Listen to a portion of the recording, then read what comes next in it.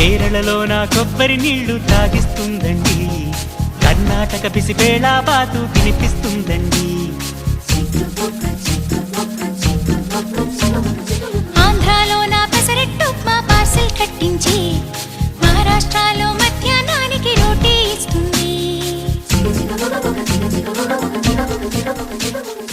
ఆగ్రా సౌధం చూపించి, సిమ్లా యాపిల్ అందించి, హరిద్వారలో అడుగేసి, రిషికేశ్లో తిప్పించి,